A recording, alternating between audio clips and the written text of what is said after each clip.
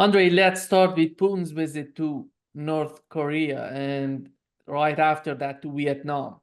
How did you find it and how important is this? We know that they were talking about some strategic agreements between the two countries. Oh, it's a complete power shift in the region. And South Korea already reacted, They reacted by means of like, oh yeah, we're gonna remove our moratorium on supplying the little aid to Ukraine. Sure, whatever. The problem, of course, now that Vladimir Putin was absolutely clear today and yesterday that if need be, Russia will arm North Korea with all required weapons. And I think so it's already happened, So Vladimir Putin basically was talking about fait accompli. And when we talk about what type of the weapons, I mean, North Korea develops its own, program, but those will be not of the strategic nature. Those will be primarily of the something like land attack missiles of the Caliber family, like 3M14. And of course, Onyx missiles with a range of 800 kilometers. 3M14 has 2,500 kilometers. And it's not only a range. I believe Koreans try to create something similar. They don't have this type of the range. And of course, they don't have the accuracy and targeting required. Well, now they have it, most likely. And that puts immediately every single US naval base within the range.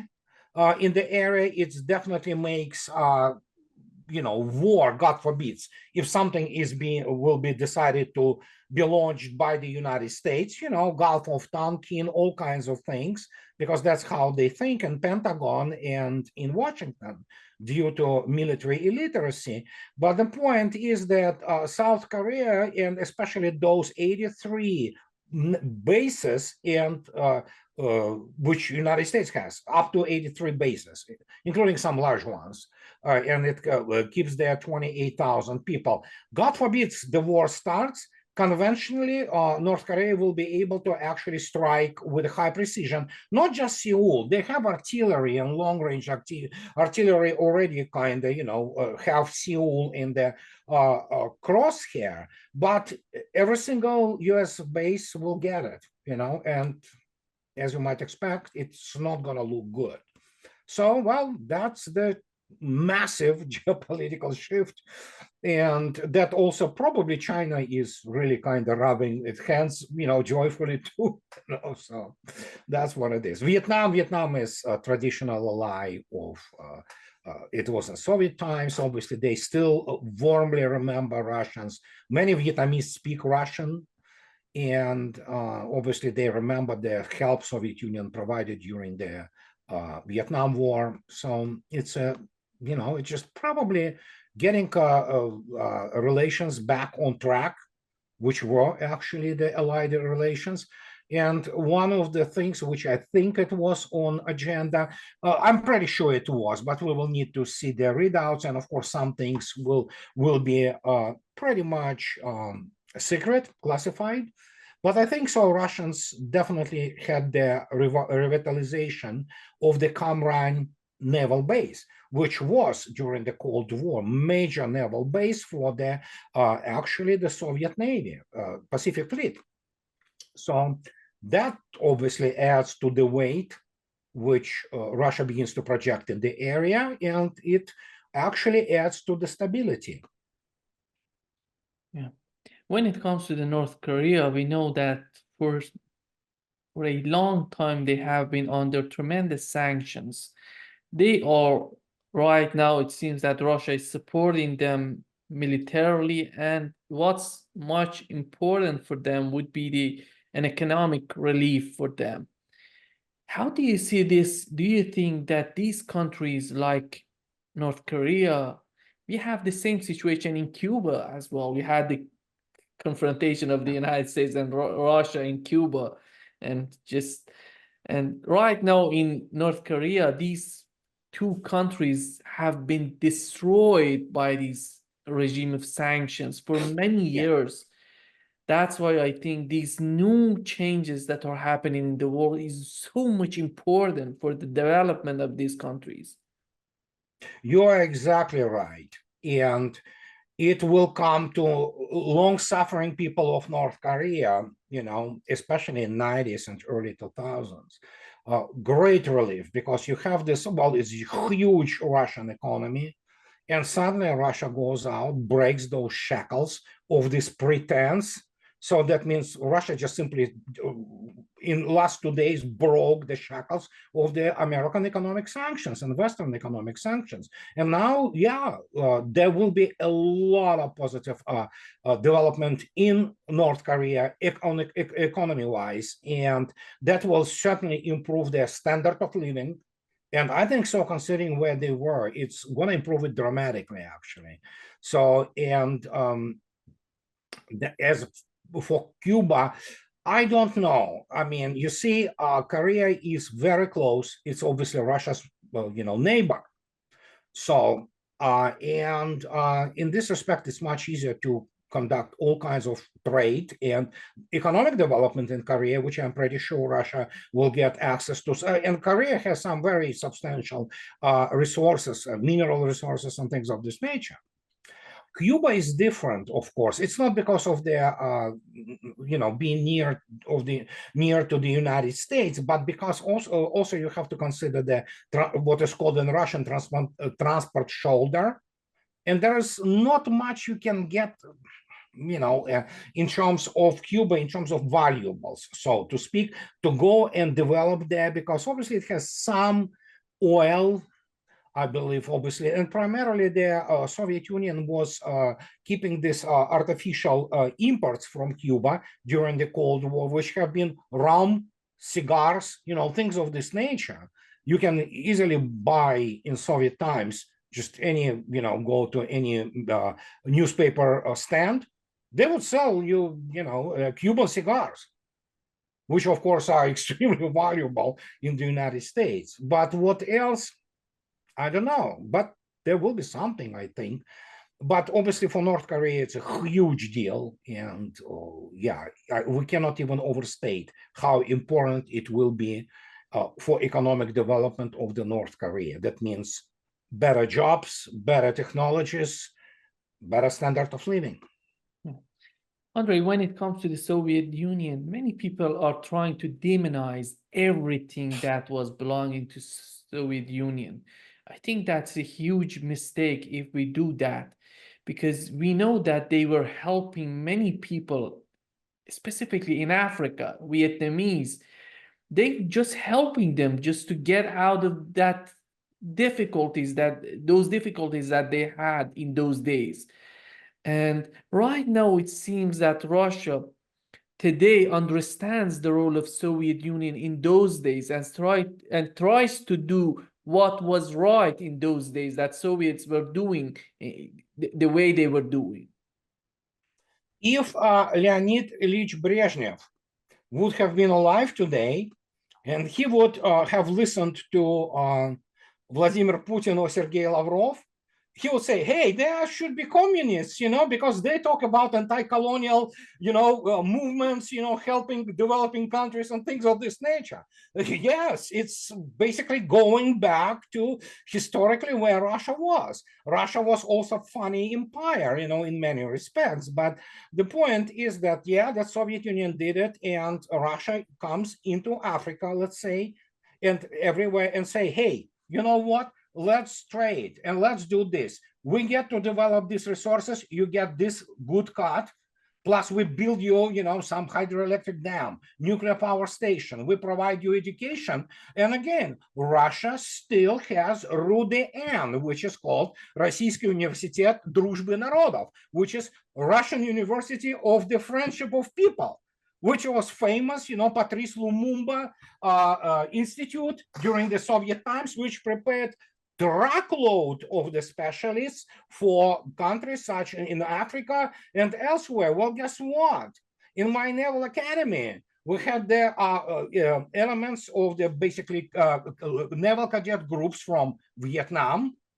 That is why, for example, many people in the Vietnamese Navy, they have been graduate of our Naval Academy. We had Cubans, we had the whole host of Arab countries, ranging from Libya to Algeria, Algiers was a huge deal.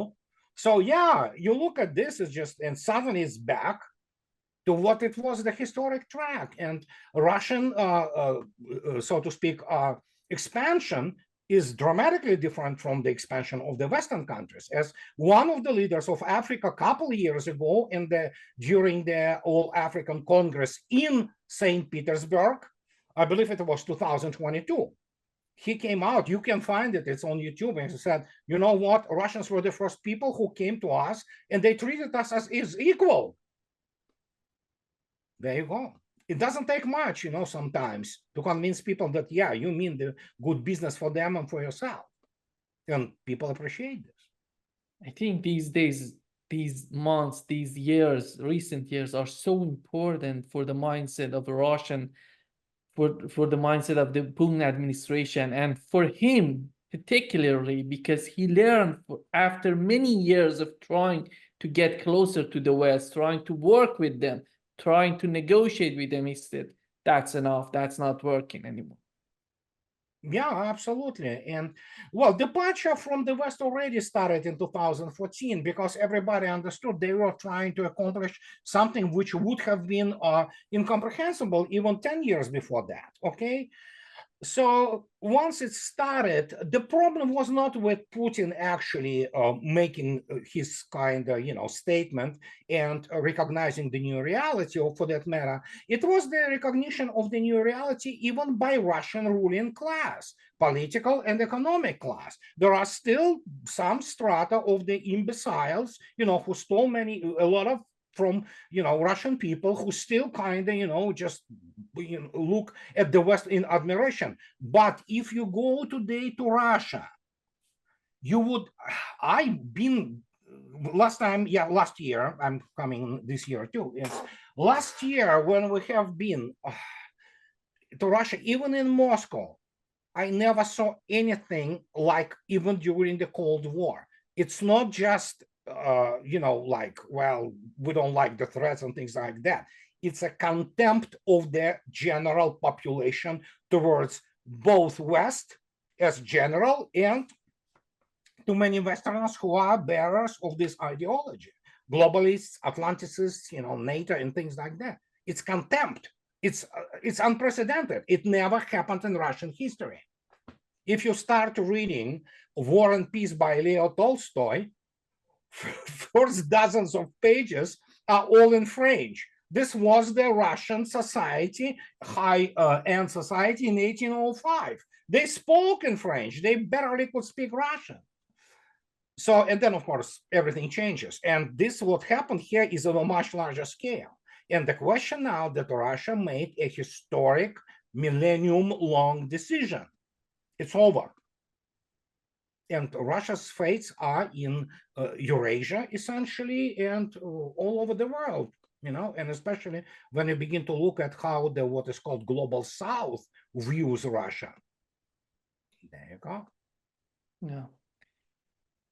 When it comes to the conflict in Ukraine, before this summit, we had summit in Switzerland, Zelensky summit in Switzerland. It was so funny. And right before the summit, Putin made something so unusual during the last 2 years. We had summit in Saudi Arabia, all of these talks, and he didn't do anything. Right now, he decided to put out some preconditions for any sort of negotiations if the West is serious to go after a negotiating table. In this condition, he asked to Ukrainian army to withdraw their troops from Donetsk, Lugansk, Kherson, and Zaporizhia regions. Yeah. And the other condition was to just Kiev declaring that they're not going to be part of NATO officially. Yeah. And what was important, he was mentioning the negotiation in Istanbul, that he wanted to build, he was Istanbul plus. It means that it's changing, something else. And the crucial point that was so smart, in my opinion, that would be so dark for the West, he said that he's gonna change, these conditions are not constant or they're going to change as time goes by, as the face of the war is changing in Ukraine. How did you find this type of strategy, this type of vision on the part of Putin before the summit in Switzerland? Well, he obviously being Vladimir Putin, the head of the nuclear and economic superpower, he definitely spoiled the agenda in Switzerland, and they never signed any communique with the document because there's nothing to sign really there. But what many people do not often overlook is that for the last 2 years, whenever, or 2.5 years, whenever Putin was speaking about anything related to some kind of the settlement, the key phrase was always omitted, but it is there and it's into your face in every single proposition. And it's called considering the real situation on the ground. And there you go. So everybody understood that he did peremptory, essentially, the statement, and it was about basically ultimatum to the West, or rather last warning. And yeah, that's Vladimir Putin. It's kind of known pattern throughout 20 plus years of him in power that each next offer by Putin will be much worse than the previous one. And like today, he comes out and says, no, we don't need Kharkov, which is obvious. We don't need to attack or take it. Why would we need it? But yeah, we are there and we will stay there. And why would stay there?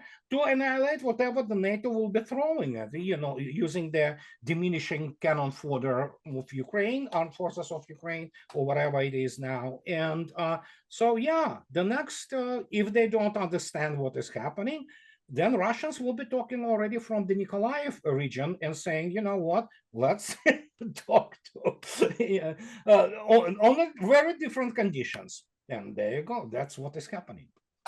In your opinion, if Russia goes further and captures Odessa, Nikolaev, Dnipropetrovsk, these cities that are so important right now, it seems to be the next step would be these 3 cities in the south. And what would happen if Russia takes these cities and the administration in the United States and in Ukraine and Europe together with Europeans decide to negotiate with Russia? Well, it will be, yeah, it will be how practically stated recently, as you mentioned, just when Putin stated before this so-called peace conference. Yeah, it will be, here's the reality on the ground, take it or leave it, that's negotiations. It's not about settling some terms. It's about what conditions Russia imposes. You don't like it, take it or leave it. And there you go. There will be no peace conference. There will be surrender, official surrender. And it is very important that actually it will be not about Ukraine. Ukraine is finished. It's not functional state. It lives only because West, continues to give it money. And again, it disintegrates. It's the poorest country in, oh my God, it's dirt poor now. And of course, we can see the social catastrophe there, cultural, social, what have you.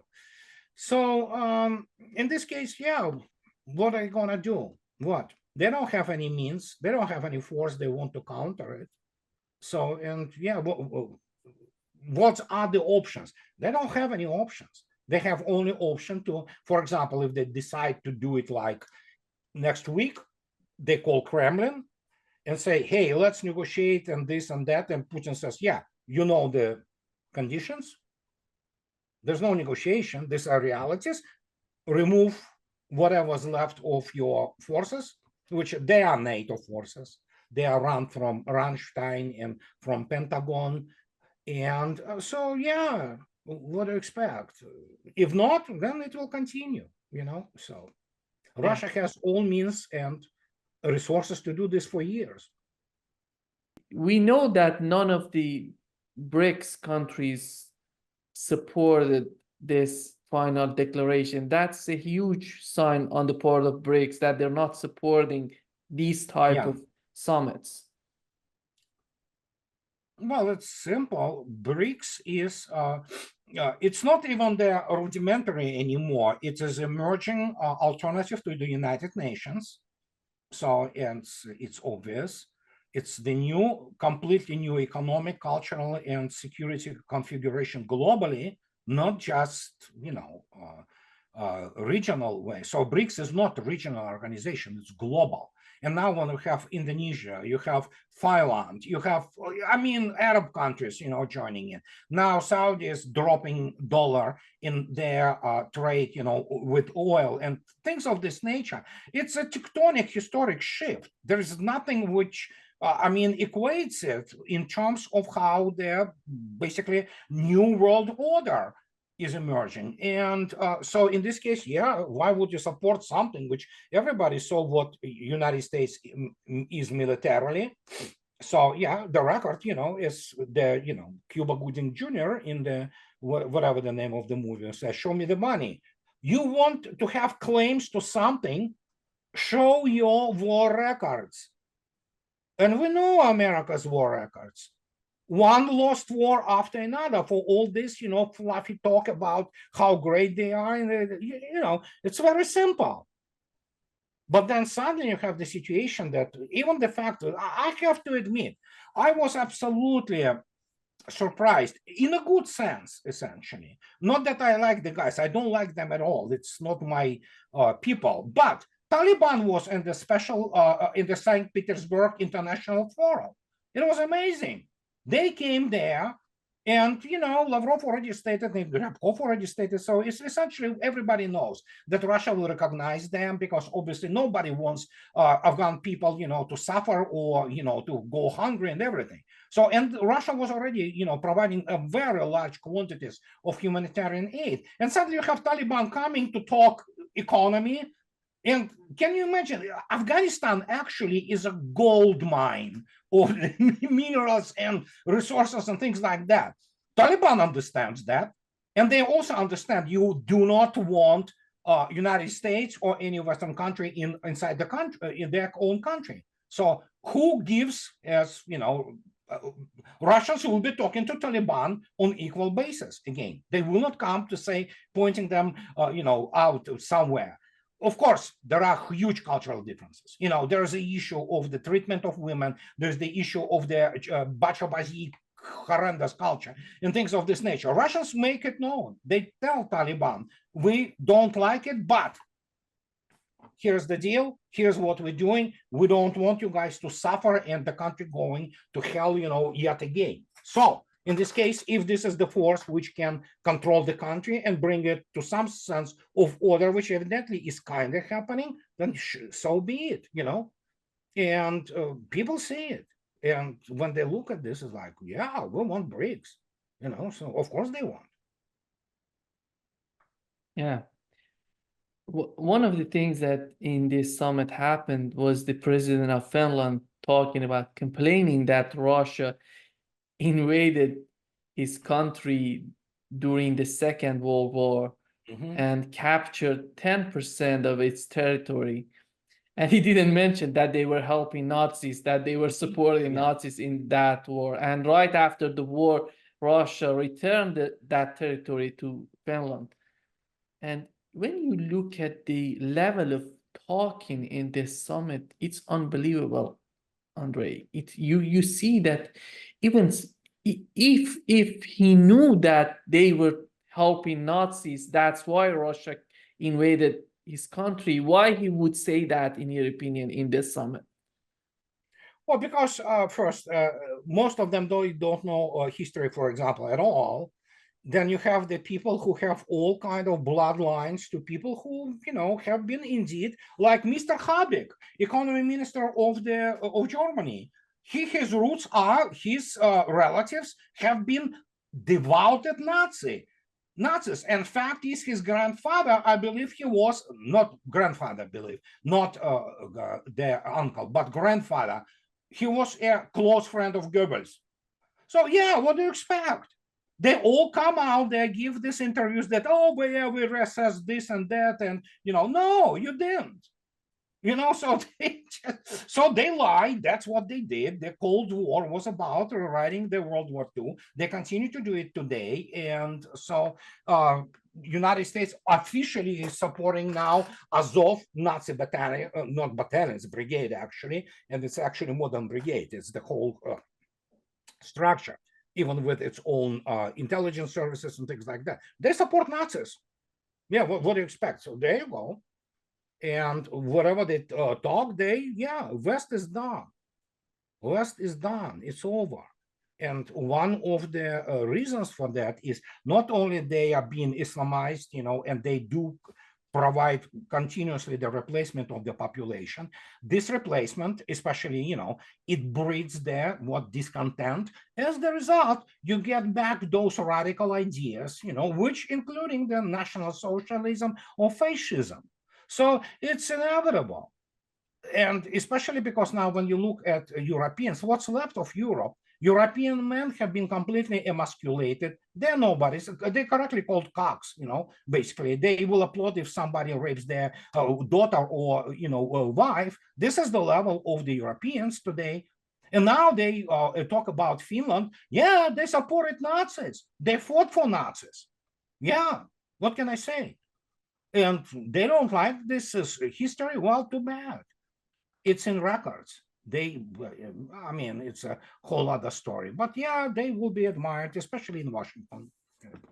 Yeah. The other thing that was unbelievable was what Duda was talking about, the president of Poland. We know after 2 years of more than 2 years of this conflict in Ukraine, you look at the Russian army, you look at the Russian economy, and he comes considering all of that, and he comes and saying that we have to decolonize Russia. We have to break it down in federations with these ethnic groups, and it's unbelievable. It seems that this was supposed to be a peace summit. And right now, it seems that they're making new conflicts within a peace summit instead of talking about peace, a solution for what's going on in Ukraine. It's supposed to be like this. They didn't invite Russia, but at least you have to try. You have to show the world that you are looking for some sort of solution. But it doesn't seem that they understand. They are totally disconnected with the reality. Well, they are, and it's. I'm on the record for now into second decade that they really don't understand what is going on. Well, they sense, some of them sense, make no mistake. It doesn't mean that they are completely desensitized, in terms of, feeling what is going around them. I don't think so. Intellectually, they are great people. You look at Jake Sullivan or Blinken or Lloyd Austin. These are not bright people. Let me put it this way. They are not. So, and add in with Poland, throw in their traditional Russophobia and their traditional what they call gonor, which is, of course, ambition and delusions of grandeur. So, and they think that they matter. They don't really. Militarily, economically, they are pipsqueak, really. So, and the only thing is the desperation. It's and I believe it was I didn't watch it, but it was Tucker Carlson and Glenn Greenwald in the interviews, communications recently, like a few days ago, when they started to discuss this situation, why the British journalists are vicious scumbags. They are vicious. They are, low life, most of them are, from Piers, Morgan, whatever the hell the name of the guy, to pretty much anybody who works for, forget tabloids, but all of them are tabloids in Great Britain. And I believe it was Glenn who stated, well, because they understand they are nobodies. It's very difficult to come to terms that you are really nobody. Great Britain is a pathetic country now. It's same goes for Poland. So, and eventually Poland, I don't know what are the processes there.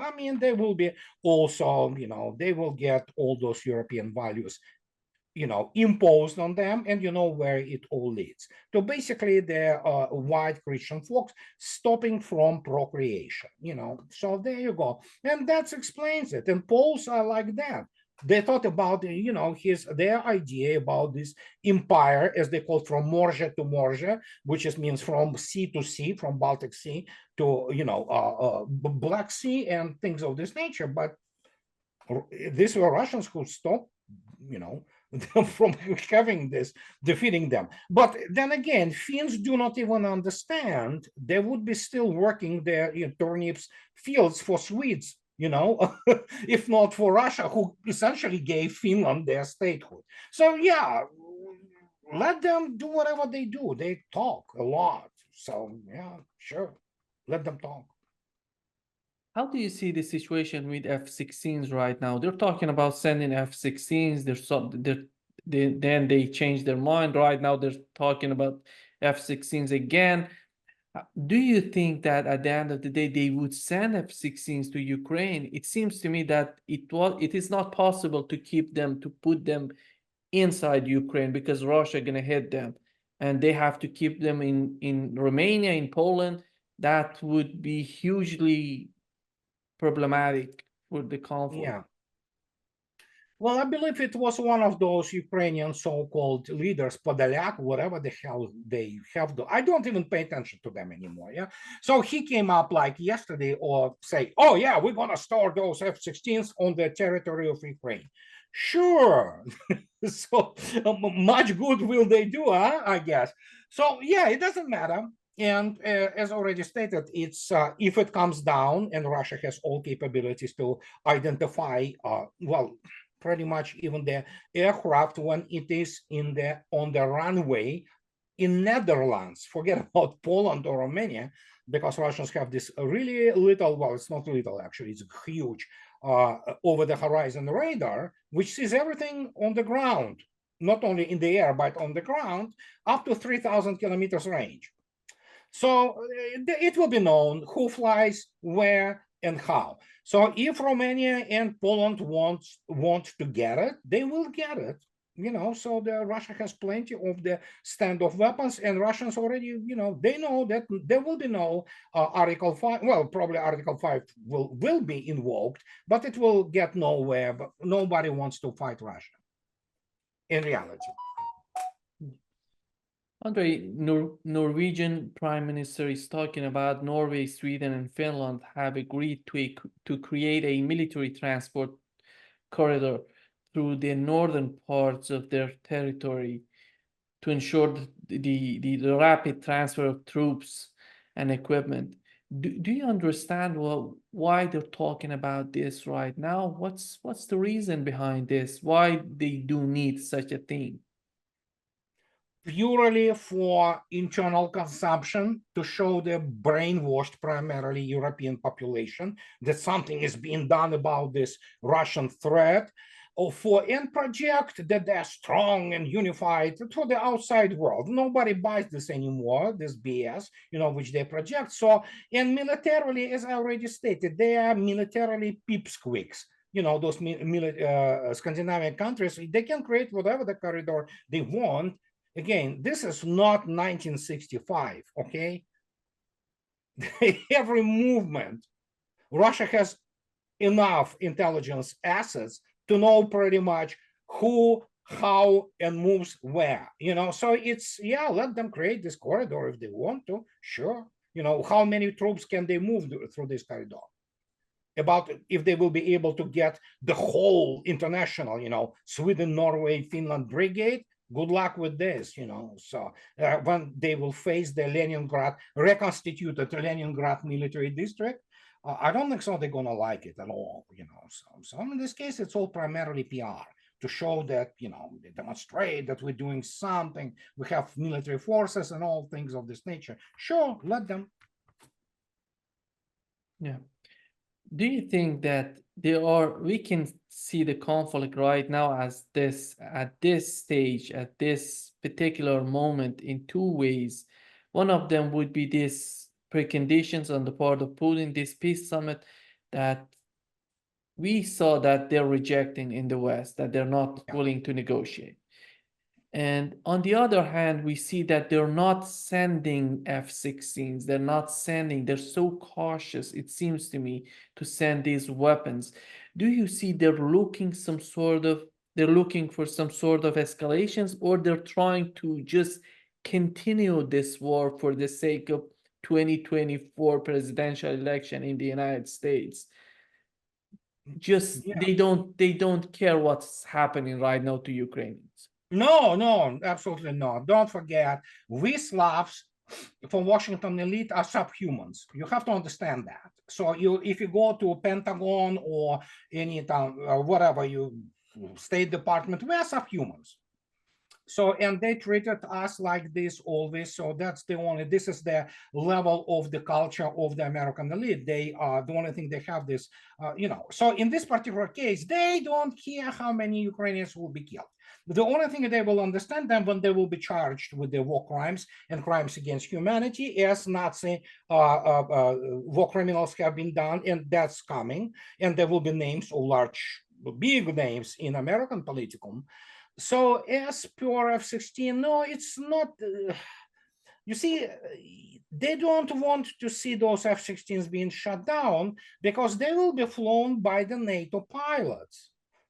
You see, that's the thing. And there was a number of the articles, including the, like Defense One and things of this nature, that Wall Street Journal and New York Times, that Ukrainians are incapable to fly those airplanes, which of course inevitably brings us to the option of putting their NATO pilots. If they have any brains left, those NATO pilots, they know what's going to expect them. It's a one-way ticket. So, and if you shut down, pray to God that you get, taken POW by Russians. They will feed you. They will provide you good, medical care, unlike it will be the case in Ukraine. So, yeah, there's a huge PR issue there. So, and they need to continue to, again, present or project outward that they are, unified, mighty, they're trying to do something. But former Inspector General of NATO troops, European NATO troops, huge, it's commander-in-chief essentially, General Kuyat of Bundeswehr, that Bundeswehr, the old Bundeswehr, when they were extremely serious military force, he went on record recently, 2 or 3 days ago, and he stated that actually United States is desperately looking some kind of the settlement to crawl out of this whole situation, and they want actually to de-escalate. But because you have to understand, as any bully who is big on mouth and very weak, in a psychological sense, and very often even in the physical sense, which is exactly what has happened to Washington, they will continue to, talk big. We're gonna send F-16. No, let's send, F-15. Let's send whatever, International Space Station there. Let's show them those damn Ruskies. And because, well, we have to understand also that people who vote for this type of people, they are not really bright. I mean, let's put it this way. And it's like, people of South Carolina vote in the war criminal and cretin, Lindsey Graham. I understand there are many people, for example, in South Carolina who are very decent folks. They're wonderful Americans, they're wonderful patriots. But look at this. No matter how they boo the guy, guess what? He ends up in the Senate. And he's a war criminal. He's a terrorist, essentially, So, and when you look at the interview, that's, you cannot change this machine. They will continue to generate this hot gas, They will try to project themselves as, big and strong, which they are not. And so we will continue to hear this rhetoric, and many of them, as I already stated, they hate Russian gods. They would love Russian people to die in big quantities. So there are many people like this in CIA, there are in Pentagon, in State Department, certainly. So, and yeah, this is what happens. Yeah.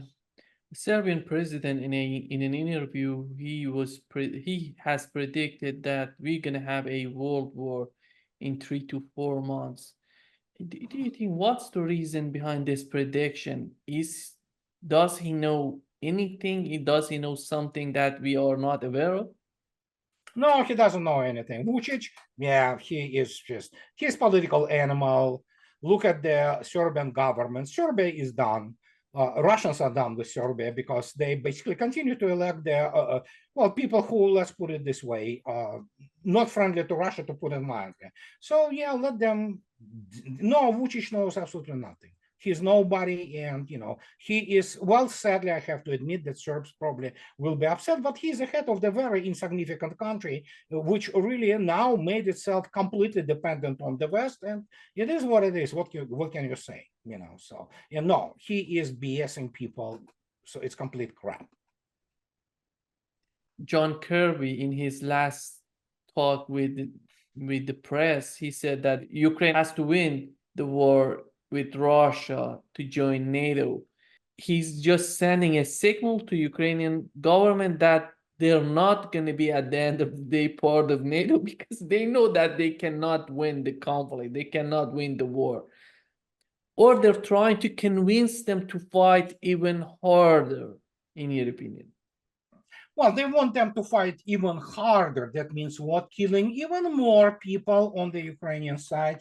And John Kirby is as admiral as I am the woman, so the guy has no clue what he's talking about. He knows how to spin. That's pretty much it. He has absolutely zero military academic background, and that's how he became admiral. It's evidently it's possible now, But point is, yeah, he basically, people laugh at him. He is the second gen Psaki, sort of, more vicious though, but I mean, yeah, he is the same level. Or Karine Jean-Pierre, they're all stupid there, so, and illiterate pretty much. He is his wet dreams, he projects, so, and he, as I already stated, they want, Ukraine to go to full mobilization mode. That means what? Kids from 17 years and old, and women. And again, Ukrainians, for them, are subhumans, so they don't care. Yeah. Financial Times reported that Russia overtook the United States in gas supplies to Europe in May, despite having all these difficulties. And this shows how important Russia is for Europe, for the security of Europe. At the end of the day, if they want to accept it or not, it doesn't change the fact that is on the ground right now. And this decision would be on the part of Europeans. They want to get it, they want to receive the Russian gas directly or indirectly from Turkey or even India. That would be, because Turkey can manipulate these prices if it goes to Turkey and then to European Union. With the new changes that are happening in the European Union, do you think they would consider the necessity of having a direct relationship between Europe and Russia, or they're just the same as Meloni and nothing gonna change? No, nothing gonna change. There are no political forces in Europe which are not Atlantist and are not globalist.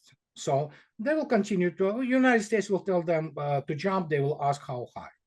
Some will pretend that they kind of resist, but no, it's over. For Europe, it's over. So, and as already stated, at the start of the special military operation, Putin and Mr. Novak at that time, and many others said, okay, Europe doesn't buy this gas, that, basically frees a lot of volume, which will be transferred to Asia. And guess what? It is being transferred to Asia. So eventually Europe, I mean, it's their problems. So the only thing Russia will be kind of looking at, because if you have hungry and stupid Europeans running around, if they kill each other there in Europe, it's one thing, let them, but if they will also bring about some birth of some, Hitler 2.0, I don't think so it is in any way serious, but still, then Russia should be worried in the sense that it should be, basically extinguished from the get-go, not like it was when Stalin, obviously totally different times, already in 1933 he knew who Hitler was. So, and yeah, that's what it is. Europe is done. I mean, they wanted it, let them have it, so I have no sympathy. I have sympathy for simple people who are suffering from this, obviously, economic calamity, but Europe will get much, much poorer. And essentially, you will forget about well, they still have some infrastructure which stays there from their first world status, as they call themselves, but eventually that will dissipate too. They simply don't have resources for that. And hey, when you have Mr. Borrell, and the guy is, well, probably when he drinks, then he is not a complete globalist, but he's globalist, and he comes out like last year and he says the only reason we lived that well for 50 years because of the Soviet and Russian energy. That's it. So simple as that. Even he understands. Seems so disappointing when you see in the European Union they are just waiting to see what Washington wants them to do. And if we know, and if Trump wins, that he has a great chance of winning the 2024. And he said that he's going to end the conflict in Ukraine in 24 hours. No, it's not going to change anything. No, Trump is in the pocket of Adelson's widow, and Shirley Adelson was his main provider, so to speak, before. He is completely in the pocket of the Zionists in the United States and the Israeli lobby, and he will do a stall. And he's a lot of hot air. I mean, so, and Putin, in some sense, while making joke, he also wasn't kind of not joking, because when he said we prefer Mr. Biden, you know, which was kind of black mark on him. But the point is, Trump, don't forget again, who completely destroyed Russian-American relations? It was Trump. Even Obama wouldn't go that far, you know, but it was Trump who absolutely wrecked it, you know, including the diplomacy between Russia and United States. And he was the guy actually on whose watch Ukraine started to get those weapons and training in their like massive quantities. So yeah, the guy, he likes to talk. He's full of you know what. So then, yeah, for those people who think that anything's gonna change, nothing gonna change. He will do as told by Israeli lobby, and very many people among neocons and Israeli lobby don't like Russians.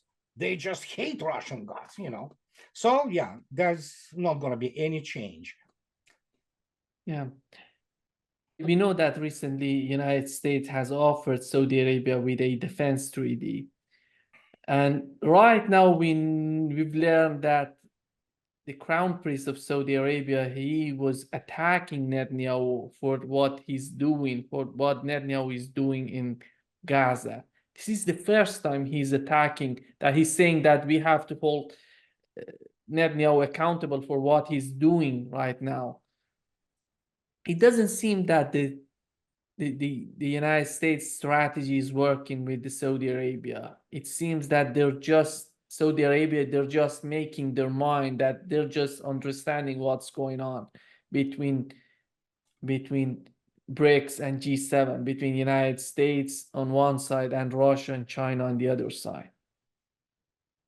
Well, first, I was surprised myself. I never knew that when I read the piece by Dr.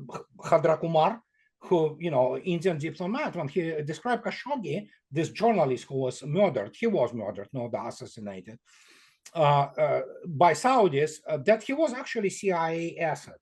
Like, oh, okay, then now it's all basically, you know, the puzzle, pieces of puzzle kind of, you know, fit in. So yeah, that already told you the essentially the intentions of Ben Salman, and he's kind of interesting guy. I mean, definitely. He certainly has a good relations with Mr. Putin, no doubt about it. And he's not stupid, you know, he understands that he has to break a lot of things in the Saudi society, which will not happen if Saudi continues to be attached, you know, through petrodollar to the United States. So he does this, you know, maneuver now, and suddenly, and United States strategy, again, United States doesn't have strategy. United States didn't have strategy for the last at least 50 years. I mean, they were lucky that Soviet Union collapsed because it wasn't strategy. The Russians stupidly believed the West. But other than that, it never was strategy. You have to win, okay? And so suddenly you have the situation that Saudis understand that they will be kept in the dark ages forever, just being provided through the, you know, recycling of the dollars. And buying treasuries, when in reality, you know, even this failed enterprise by Ben Salman of this Lime City, Well, it's stupid, of course. Everybody understood who have any brains that it's not going to work and it's going to be waste of money. But even that, he was trying to create, this tourist base in Saudi Arabia. And there are other things which are happening. And he will not be able to do it when he has only US dollars. And and suddenly it's becoming quite obvious that Eurasia, when you look at Eurasia itself, the whole continental mass, it's absolutely packed with the resources, and which will be enough to last humanity for several hundred years, in coming. So, well, guess what? If you want to develop, really to develop, things, you better look at for BRICS. And obviously the military alliance, which was offered by the United States. Oh, come on. In 2019, we all remember how those wonderful Patriot PAC-3 with the American crews couldn't catch a single freaking Houthi slow drones, which attacked Aramco facilities. Now we saw actually great success, quote unquote, I'm being facetious, of course, of the US Navy and all those NATO navies while fighting the power which doesn't have Navy, Houthis, which shut down practically the Red Sea shipping lanes of communications. The shipping is down 90%. It's unbelievable. So you have the whole world is basically going. If you sit in Washington, you suddenly begin to recognize that everything you did and everything you knew doesn't matter. The whole world around you goes to hell, in your opinion, and well, there you go. Salman is definitely smarter than many people who offer him those deals, so, and that's what happened. How did you find this attack of Netanyahu on the Biden and on Biden and his administration before going to the United States? We know that Biden was helping him, was supporting him. Right now, he's asking for more weapons. And what's the problem, in your opinion? What's the difference? What's going on between the Biden administration and Netanyahu administration that made him to make these comments about Biden and his administration? Well, because IDF is being humiliated in all its military endeavors, because it's all propaganda by Zionist lobby here in the United States about how great Israelis were, So they don't understand that Israelis of 67 and 1973 had a huge Soviet military component to them in command corps, people who graduated Russian Soviet military academies. Today, you saw yourself who they are, and they got really mauled in Gaza, and they continue to do. That's the only thing they know how to do, kill civilians. So, and even Biden, had at some point of time to do something. But as I already stated, the United States is a slap beach for Israel. That's basically extension of the Israel in terms of foreign policy. So Biden will do as told, but Netanyahu has to ask for more weapons because Israel, of course, if you look attentively at economically, Israel is ruined right now. They literally, come on, it's a small country. It's much smaller than Moscow in population, for example. And they cannot produce all that on their own. So who was the main supporter? Look at them, F-35, F-15s, all kinds of those, F-16s. This is all the American hardware, except for the Merkavas and some even the, Iron Dome and all those, other more anti-ballistic systems. They are Boeing and Raytheon, for crying out loud. And Israel as itself, military, it's a pipsqueak. The only thing which they have there is the ability to wreak havoc in Lebanon and elsewhere, like in Gaza, and they have nuclear weapons. That's about it. Militarily they are not significant. There was a lot of talk because of their, Hollywood and all those people who own United States, who are bound to Israel and Israeli lobby. So they were making this propaganda moves about how great this army is. It's not. And we already saw how Israel lost completely. Netanyahu, I agree with Scott Ritter. Netanyahu is destroying Israel. Oh, come on, let's face it. Yeah, He's destroying Israel. And but again, those people, they are maniacs. I mean, they don't understand what they do. And they actually, I think Netanyahu is in panic mode too, you know. So he's becoming Zelensky 2.0. So he begs for weapons and things like that. So, well, Biden will oblige. He will be coerced to do this. So, and believe me, when they have the what is it, debates between Biden and Trump, which will be a sight to behold. Okay, I probably have to record it. I mean, popcorn, but I think so. That's primarily will be about who of them loves Israel more. Mark my word, that will be about who loves Israel more. That would be Trump. Yeah, that will be seems to Trump. me. Yeah, so that will be the essence of the debates, you know. So they will put it in economic issue, they will put it in foreign policy issue. That will be all about Israel. So that will be very interesting to observe. And that's another point. The rest of the world doesn't care anymore, you know. So in pretty much, and as this dynamics of BRICS shows. So yeah, eventually United Nations will have to be also disbanded in the form it exists, because it's completely corrupt organization. Together it will have to be also disposed of, like International Olympic Committee or World Health Organization, all those human rights garbage, you know. So yeah, that's pretty much the change of the guard, if you wish, you know. So we are already in the multipolarity. We are already in the completely non-West dominated world, despite the fact that West some still wield some influences, primarily through its institutions and coercions. Militarily, their bluff has been called already a long time ago. So, and there you go. That's what we are facing today. Andrei, just before wrapping up, I think if BRICS let Palestine in, that would hugely benefit Palestine and future of Palestine. We know that UN Security Council is not working, is not going to work for Palestine. BRICS that is growing, that is hugely important. That would be hugely important for the future of Palestine.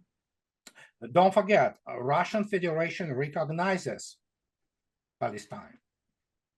So yeah, politically it will be a huge, you know, atomic explosion. So there's a lot of it going on.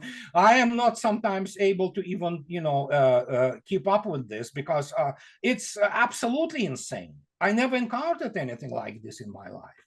It's just insane. We're looking at the world which is changing daily. Forget about months or daily. It was yesterday one world, today Putin, yesterday Putin goes to North Korea, now in Vietnam, then it's he will be in Almaty, in Kazakhstan. It's like, boy. And each time something happens and you're like, oh, this new reality. So there you go.